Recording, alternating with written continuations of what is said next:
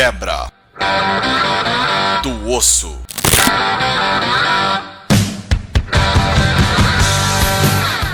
Um uivo de saudação para vocês, lupinos hominídeos e impuros. Aqui quem fala é Choco, se vocês estão em mais um Quebra do Osso. Esse Quebra do Osso agora, ele quebra um pouco o formato, entendeu o trocadilho?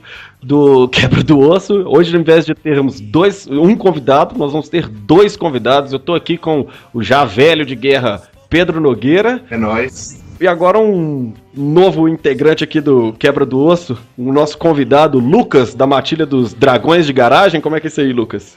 Pois é, né? Aqui na rede da Weaver, eu participo do podcast Dragões de Garagem, um podcast de ciência, né, e de divulgação científica, já há alguns 3 anos, vai fazer 4 anos já, né? Então aí tem essa minha matilha virtual de divulgação científica, que atualmente eu sou o host, então posso falar que eu sou o alfa temporário, olha só. Até alguém te desafiar num período que não tem guerra, né? Com a situação do Ministério da Ciência do Brasil, acho que a gente vai ficar em guerra ainda por um bom tempo. Verdade. Lucas, só pra gente poder ter certeza de com quem que a gente tá falando aqui, cara, qual que é a sua tribo? Então, eu vou falar roedor de osso é minha tribo de coração. Cientista? Você é um Frank Wheeler, alguma coisa do tipo?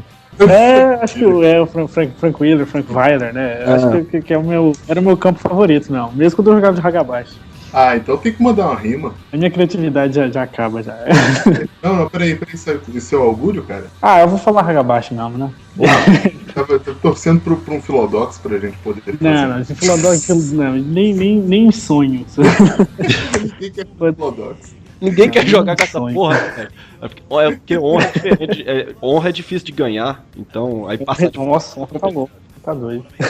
Então vamos lá, um pouquinho a respeito de ancestrais, né? As primeiras edições de Lobisomem, quando elas chegaram aqui no Brasil, ancestrais elas foram traduzidas como vidas passadas. Isso causou uma confusão gigante nas mesas, que todo mundo achava que era de fato, você morria, seu espírito reencarnava em um corpo e você tinha lembranças dessa vida passada. Isso já apareceu pra vocês nas mesas, esse tipo de confusão, ou não?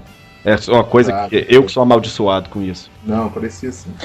Nas minhas mesas, acho que o nosso narrador já era mais experiente, então ele já de cara já falava o que era, mas a Devir, na primeira tradução, tinha umas coisas absurdas, né? O Raios Fatais dos Senhores das Sombras, uma coisa mais...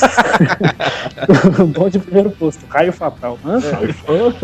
Parece, né? O cara já fica imaginando laser pelos olhos ou qualquer coisa do tipo. Por aí. Mas que os ancestrais, eles fazem parte, na verdade, são os espíritos ancestrais de toda uma tribo, né? E esses espíritos, eles são os habitantes das terras umbrais, das terras natais umbrais de cada uma dessas tribos, e que os membros das tribos, os membros vivos, obviamente, das tribos podem acessar o conhecimento desses espíritos. Não só acessar o conhecimento, como de certa forma aquele espírito vem de fato e de certa forma ele possui o corpo do Garou. Dependendo do seu nível de sucesso, ele vai habitar o seu corpo por algum tempo e, enfim, ele vai acabar realizando seus próprios planos, né? E nem sempre esse ancestral ele tá sob controle do Garou. Vamos lá, o quanto que vocês usam ancestrais nos seus jogos? Eu adoro o antecedente, eu quase sempre utilizo, né? Obviamente quando eu tô jogando com um Peregrino Silencioso isso não dá, mas eu gosto muito, muito mesmo da ideia de você ter um contato ancestral com espíritos da sua tribo. E sei lá, eu procuro sempre dar uma ênfase a isso, porque é uma forma diferente de utilizar o lado espiritual. Eu, como né, já falei logo de cara, como eu gosto muito de roedor de ossos, já não posso usar, né? Mas às vezes outra tribo que eu gosto pra caramba, e aí a rivalidade aí que vocês querem botar já até aumentar, que é Fiana, né? Que eu gosto muito de Fiana. É verdade, com dentinho. O cara é biólogo, gosta de Fiana. Como é que é? Vocês saem reproduzindo clones de vocês mesmos? Como é que é essa história? É porque biólogo às vezes tem a fama às vezes também de ser cachaceiro, baladeiro, né? É tudo Fiana. Ó, Dentinho, cuidado aí com o seu emprego. Mas aí até quando eu jogava de Fiana, eu gostava de, sei lá, eu me focava mais em em parentes, né, e coisas do tipo. Apesar de Fianna com Ancestrais, acho que fica um personagem muito bacana, porque Fianna tem uma ligação muito forte, né, com os Ancestrais, talvez quase tão forte quanto os próprios Presos de Prata, né? Uhum. Só que vou falar uma coisa, vou soar meio babaca, né? Mas em termos de jogo é um antecedente muito difícil, né? De, tipo, se você não tiver muitos pontos, eu acho muito difícil de usar, porque os testes são muito de dificuldade muito alta, né? Tipo, de 8 pra cima e tal. Uhum. E aí quando sobrava, sei lá, só 2 pontos de personagem no final, ou 1 ponto, sei lá, acabava usando em outra coisa. Mas eu acho bacana, pra um Fianna eu acho extremamente bacana mesmo. É curioso você estar falando isso, eu já tive um cara que jogava comigo, e com você também, Pedro, que ele falava sobre Ancestrais ser um antecedente que vale a pena. Ou você tem 5 pontos, ou você não tem nada. Porque você vai rolar poucos dados, né? Assim como você disse, a dificuldade ela é 8 ou 10, se você tiver tentando contatar um espírito muito específico, né? E esse sucesso, cada sucesso vai te dar um dado só. Então, assim, porra, a probabilidade de você rolar 5 dados e ganhar, sei lá, um dado só é muito grande, né? Então você vai ter acaba não valendo a pena. E você só pode fazer esse teste uma vez por jogo, uma vez por sessão, desculpa. Não, agora que vocês falaram, eu lembrei de que eu já fiz um personagem que tinha vidas passadas, que era um Presa de Prata Hagabashi, porque o cara tinha um Presa de Prata na mesa que era o Alpha, ele falou, não, vamos jogar Idade das Trevas, todo mundo tem que ser Presa de Prata aqui. Aí eu fui pegar a tribo que eu menos gosto, mas assim... Opa, também. E aí... Palmas. É muito chato, Mas aí sobrou um ponto, outro e tal. Eu peguei, na época eu não tinha lido tanto assim pra saber o sistema do antecedente, né? Eu sabia o que fazia em forma geral e tal, mas eu não sabia assim exatamente o ponto, né? Que você tinha a dificuldade e tal. E aí eu falei, acho que numa sessão lá, aí eu fui interpretar, né? Não, então eu vou chamar o meu ancestral fulano de tal, não sei o quê. Porque Preso de Prata, né? Eu até fiz uma listinha, né? Dos possíveis ancestrais, uma coisa assim. E aí o narrador, dificuldade 10. O quê? Porque eu não sabia, né? Tipo, se fosse tão específico assim, a dificuldade é 10. Aí eu, cara, eu tenho 2 dados pra jogar com dificuldade 10. Eu acho que a sistemática do antecedente ele é meio ruim, concordo com você, só que em termos de narrativa é uma das coisas mais legais que podem acontecer no jogo. Sim. Saca? Analisando a ideia do antecedente, a ideia do poder, ele é muito interessante. Eu fico imaginando o Gret Fenris, quando entra em batalha, invoca um antigo viking berserker, saca? E aí ele possui o corpo do Garou, eu acho isso sensacional. Mas, de novo, do ponto de vista narrativo e não do ponto de vista... eu acho bacana até quando, rola uma falha crítica e aí um ancestral que não tem nada a ver, né, com a situação que você queria comer, te possui e aí, tipo, um Preso de Prata daqueles mais reação, assim, invade seu corpo, né, pra falar merda pro roedor da matilha, né, pra galera de outras tribos, sei lá. Eu acho bacana esse lado narrativo mesmo, né, até quando rola fala que falha crítica, assim. É legal que no caso da falha crítica, né, o Garou ele pode ficar, sei lá, catatônico com essa chegada o fato de não conseguir invocar um ancestral, então ele pode levar as memórias dele para vários ancestrais e acabar causando uma catatonia nele. Agora, eu gosto mais da ideia de que ele acaba conjurando um ancestral que não tem nada a ver, um cara que ele não queria, que, enfim, de repente até meio maluco, e independente da tribo, e o ancestral simplesmente se recusar a abandonar o corpo, entendeu? Tipo, porra, não, tava lá na terra tribal sem porra nenhuma pra fazer, agora eu vou ficar aqui e vou fazer o que é que eu quero, o que eu acho que certo pra guerra. Que pode ser completamente diferente da crença do seu personagem.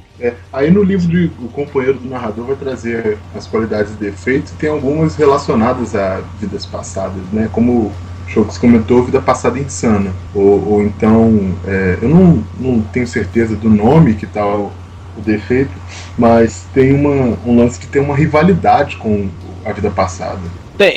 O que você tá falando, acho que é inimigo do passado. Você tem de repente um vampiro, ou enfim, alguma coisa do tipo. Os seus ancestrais ainda têm um inimigo atualmente, né? É o que acontece com o nosso amigo Dentinho e os Mocolé.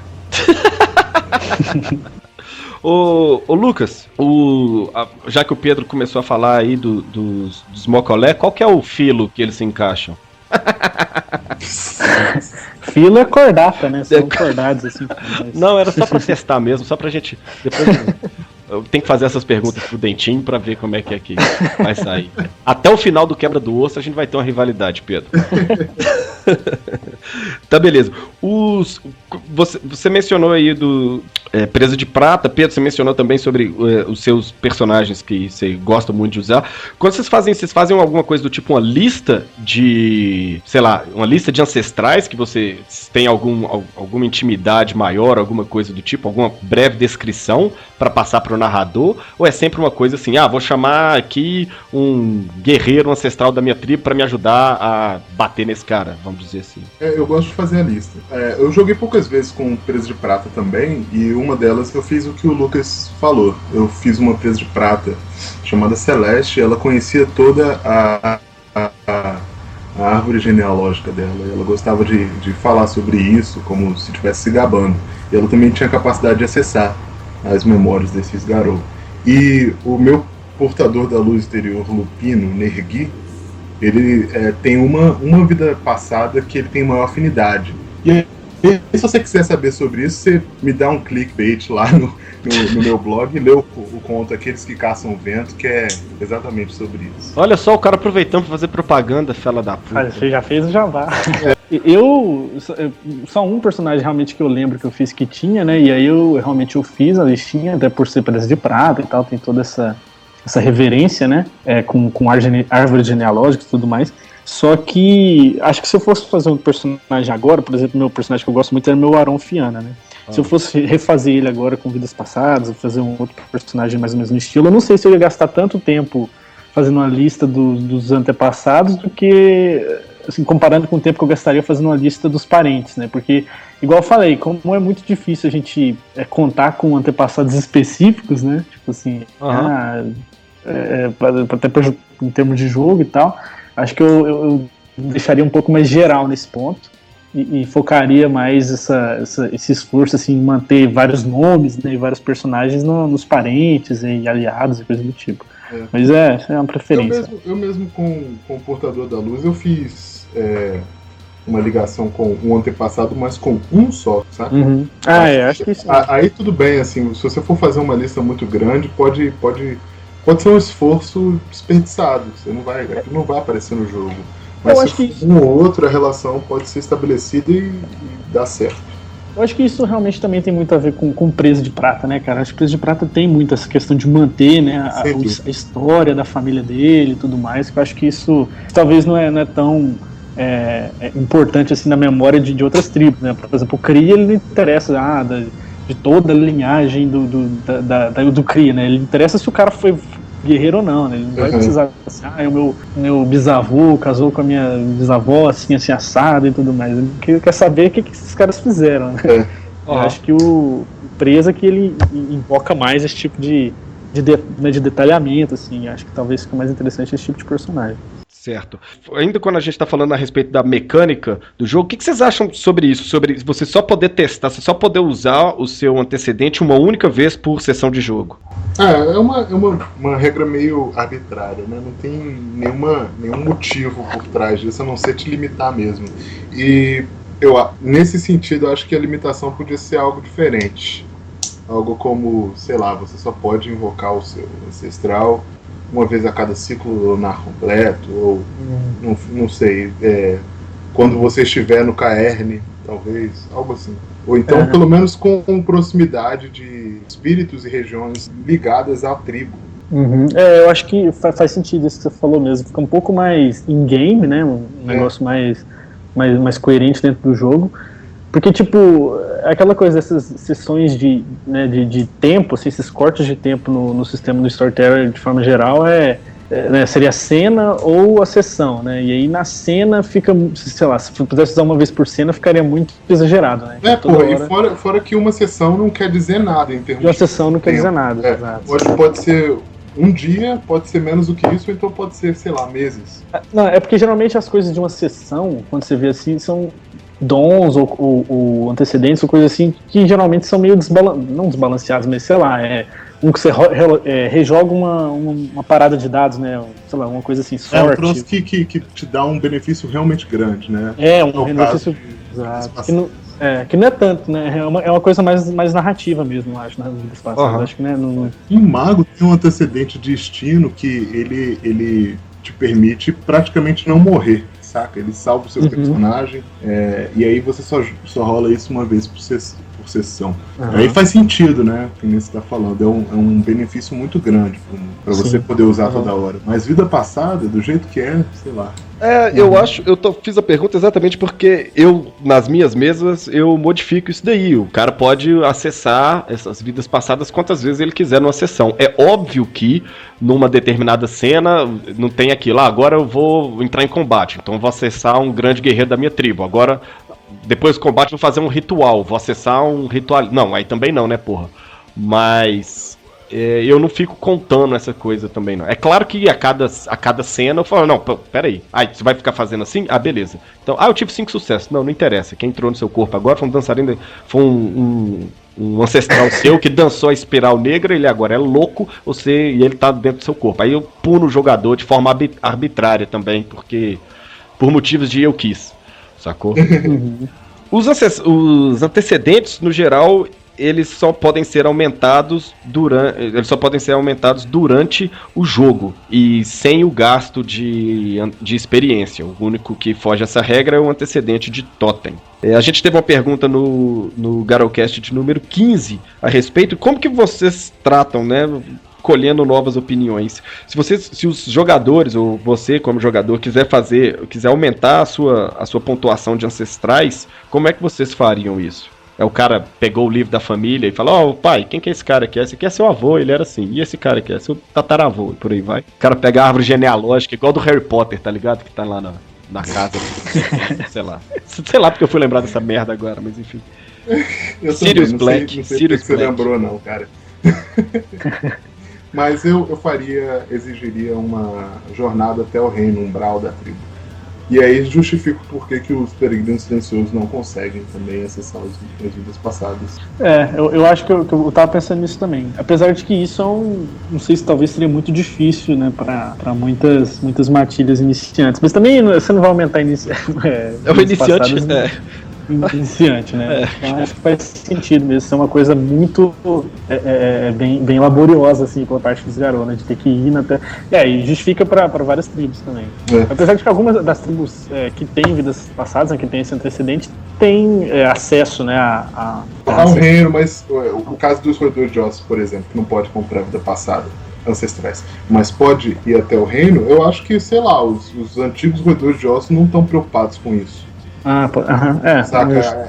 Ou então a maldição do chacal, que tem muito mais a ver com recursos e com notoriedade, fama, essas coisas, faz com que eles não tenham essa capacidade, esse poder intrínseco de ligar os Garou da atualidade. É uma coisa que eu tô inventando agora, mas que na minha cabeça faz sentido, isso pra mim basta. Qual é a outra tribo que não pode? Andarilho do Asfalto pode ou pode? Acho que é Andarilho do Asfalto. Não, Andarilho do Asfalto não pode. Era o que eu ia falar, porque assim, os Andarilhos do Asfalto e os ancestrais são restritos para eles, porque eles não têm, a ligação com tecnologia deles é tanta que eles não têm essa necessidade. De certa forma, o que o seu tataravô vai poder te ajudar ali naquele momento, entendeu? Porque, porra, o que você tá lidando com computador, com arma de fogo. Os espíritos dos Andarilhos do Asfalto tá ligado ao futuro e não ao passado. De certa forma, então, já enfraquece a ligação com os ancestrais. Na minha opinião, por exemplo, faz muito mais sentido os Andarilhos do Asfalto não serem conectados com seus ancestrais do que os roedores de ossos. Também acho. A explicação, acho que o livro dá é porque, tipo, os roedores meio que esqueceram, né, quem foram os ancestrais deles por não manter os cruzamentos e coisas. A linhagem, né, a linhagem é tão embolada que você não consegue fazer esse traço. Fora que eles estão preocupados em comer pelo menos um pão antes de, sei lá. Exato. Você chegar, saca? Você quer uma lata de feijão ou você quer saber quem foi seu avô? Porra. Prioridades na vida de alguém é sempre é sempre importante. Quando vocês mencionaram a respeito de qualidades e defeitos, eu fiquei com essa pergunta na cabeça. Vocês já jogaram ou já viram alguém jogar com um ancestral insano? Nunca joguei. Nunca vi também. Eu nunca vi também, só vi falha crítica mesmo, de galera tentando usar, e aí se fudeu, mas acho que nunca vi alguém usando esses defeitos ou qualidades para ancestrais, né? Tá. No caso de um possível ancestral insano, como é que você acha que isso daria no jogo? O cara rolou lá e falou, opa, não, peraí. Quem chegou agora foi seu... E completamente arbitrário, o narrador falou, ó, quem chegou foi seu ancestral maluco, como é que é? Eu acho que depende de como a mesa tá usando o antecedente também. Acho que se a mesa estiver usando esse esquema do livro, né, de uma vez por sessão de jogo, se o cara conseguiu sucessos e o narrador, tipo, não, foda-se sucesso, é meio sacanagem, né, cara? Uma vez por sessão, o cara, você ainda não consegue um sucesso difícil, mas eu acho que mesmo nesse caso, acho que você pode até colocar um ancestral insano ali, desde que ele também, sei lá, se você queria ajuda do ancestral na batalha, ele consiga finalizar a batalha, mas ele não saia do seu corpo ali logo em seguida, entendeu? Que ele cause problemas pra você depois da batalha. Ou sei lá, que espíritos, quando você vai pra Umbra, eles se tratam diferente por causa do ancestral, ou quando você, sei lá, uma coisa mais interpretativa, assim, você tem pesadelos com esse ancestral, sei lá, ou te contando mentira, ou qualquer coisa nesse sentido, sei lá, alguma coisa mais interpretativa, assim, mais na narrativa.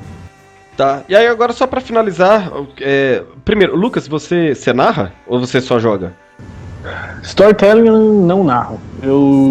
Na verdade eu já narrei uma vez online, que era por fórum, cara. Eu narrei Lobisomem na época naquele cenário pré-revisado, né? Que seria um pouquinho mais antigo, com os portadores ainda nos Estados Unidos e tal. Sim.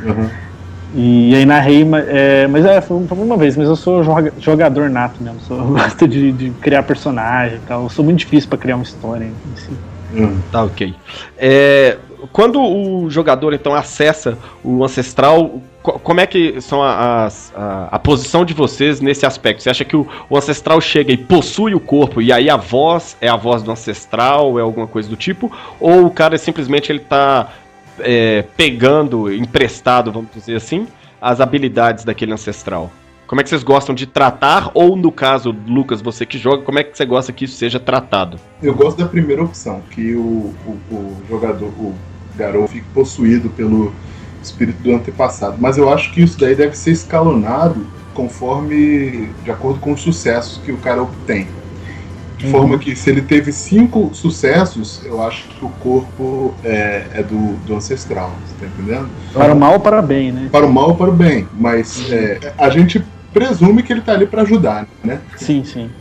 Mas isso também eu acho que depende da tribo, porque como o Vida Passada é um antecedente tribal, né? Você tá acessando os heróis e os grandes guerreiros do passado da tribo, personagem, isso daí talvez seja alterável de acordo com a tribo. Então, sei lá, essas tribos mais pacíficas, mais dispostas a considerar outras formas de resolver uma situação, como os filhos de Gaia, os portadores da luz, talvez o cara não ficasse possuído. Talvez ele tivesse como se fosse uma mente aconselhando ele na cabeça, saca? Como se fosse uma outra consciência ali por perto. Mas sei lá, um Senhor das Sombras, eu acho que ele dominaria o corpo do... Eu concordo com o Pedro, acho que na discussão toda. Eu acho que o fato dele, do ancestral poder possuir, também pode gerar algumas, mesmo com sucesso, pode gerar algumas questões interpretativas interessantes, né? Tipo, se você for pensar, tipo, no Apocalipse, o Cria de Ferro está disposto a trabalhar junto com o Fiana, beleza, mas aí se o ancestral dele entra no corpo dele, ele é um cara que viveu há 400 anos atrás, né? E aí o cara já olha torto pro resto da seita, né? Exato. Naquele momento.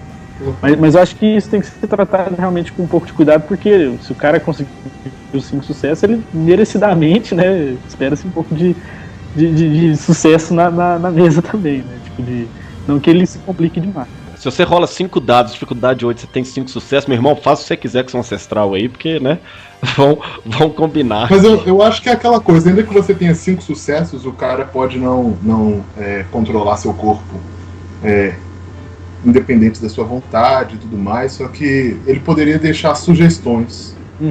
Entende? Do tipo assim, o Fianna acessou o guerreiro fodão lá do passado, teve 5 sucessos. Aí o ancestral ajuda o jogador da maneira que o jogador queria, mas só que ao fazer isso revela que ele tem um inimigo antigo que está vivo ainda. E que aí, em troca do poder emprestado, ele quer que o jogador vá atrás dos inimigos, algo assim. Algo como um chiminage pro ancestral. Chiminage. Ou ainda, quando o ancestral deixa o corpo, às vezes o jogador, o personagem, ele pode pegar algumas dessas características emprestadas, né? Igual você falou aí do Fianna, e aí pode ser que o Fianna ele se torne mais intolerante, né? Mais bairrista ou alguma coisa do tipo. Porque o ancestral que ele acessou, ele tinha essa característica. Então ele acaba vendo as coisas, vendo o mundo através do viés desse ancestral, né? Então é algo que pode acabar interferindo um pouco na personalidade do personagem. Às vezes até pegando memórias, né, do ancestral, uma coisa assim. Sim. Tipo, o cara lembrou de uma grande batalha, ou lembrou de um grande ritual do ancestral, que o ancestral participou, uma coisa assim. Fica bacana também. E assim, aquele lance de ressonância que a gente fala quando a gente está conversando sobre espíritos e tudo mais. No momento que o cara está possuído pelo ancestral, eu faria com que o garoto apresentasse algumas mudanças físicas mesmo no corpo dele. Especialmente se for um cara muito poderoso, se ele tiver tido muito sucesso no teste de ativação do antecedente. Entende? Então, por exemplo, eu tenho um Fianna também, que eu joguei bastante tempo. O nome do garoto dele era Olhos em Brasa. Aí, se algum Fianna acessasse esse personagem, talvez os olhos do garoto tivesse esse brilho de fogo como uma ressonância do espírito. Isso pode não fazer diferença nenhuma no jogo. Por outro lado, você pode, a partir desses detalhes mínimos, criar uma narrativa. Criar um novo rumo para o seu jogo. O sistema ele não apresenta esses ganchos, mas você, como narrador, tem que estar ciente das possibilidades para utilizar. Se um antigo inimigo lá do Tervel, Olhos de Brasa, percebe que ele está possuindo o corpo de alguém, ele vai atrás daquele cara. Ele vai atrás, certo? O jogo, se ele conhece bem esse jogo, ele jogou, então assim, se o Ulak, aquele maldito que o André colocou no início do jogo, percebesse que o Dervel estava lá, né, ele iria atrás, não é? É uma coisa que aí o narrador vai criando esses ganchos. Então beleza, então tá aí o nosso papo sobre ancestrais. Lucas, qual que é a ciência dos ancestrais? Aí é só perguntando pra White Wolf, né? Então tá beleza, a gente fica por aqui. Então hoje, esse foi mais um Quebra do Osso. Muito obrigado aí pela participação, Lucas e Pedro. Lucas, quer um jabá aí dos Dragões de Garagem? Fazer um jabazinho aí do Dragões, né? A gente tem episódios quinzenais lá nas terças-feiras, né? A gente fala sobre assuntos da ciência em geral, ou às vezes até um pouquinho, a gente vai um pouquinho pra cultura pop, pra quadrinhos e coisas assim, mas tentando explicar de forma científica.